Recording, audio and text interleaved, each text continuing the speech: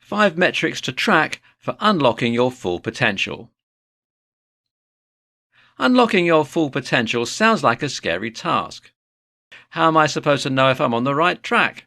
Am I going to be successful? What do I do to better myself? If you have any of these questions, you've come to the right place. There are ways to track how far along you are on your journey to realizing your potential. It's not a shot in the dark. Here are 5 metrics to track for unlocking your full potential. 1. Efficiency. Efficiency is simple enough to understand. It's how quickly you complete things. Efficiency is in everything.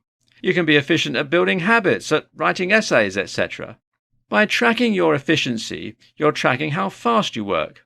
By knowing this, you're setting yourself up for success. If you know exactly how long you need to complete something, you'll be able to block out time in your schedule perfectly.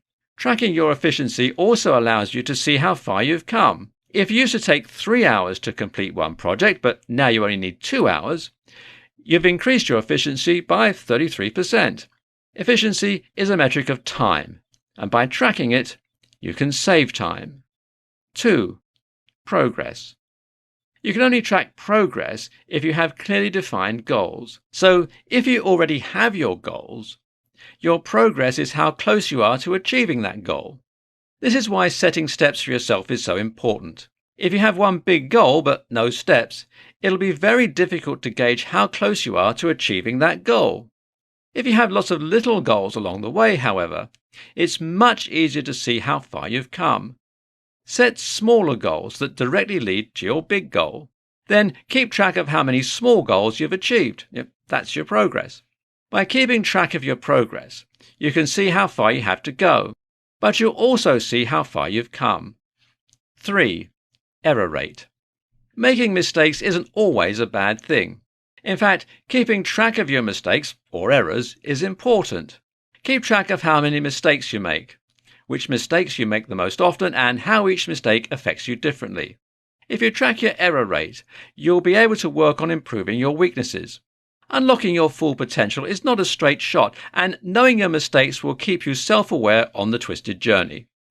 Plus, if you track your errors, you'll be able to look back and see how many fewer mistakes you're making now versus a few months ago. 4. Downtime. Keep track of how much time you spend away from working on unlocking your potential. Breaks are important, and you should definitely take time to relax. But you shouldn't let yourself get sidetracked by things just because they're easy. Keep track of how much downtime you're giving yourself, and you'll be able to plan appropriately for the future. 5. Quality. Quality is probably the hardest metric to define. At its core, quality is how good something is. If you're working on an object, the quality is how long that object lasts. If you're working with food, the quality is how it tastes and how good it is for you. To track quality, determine what quality means for you. Over time, you'll see your quality get better and better.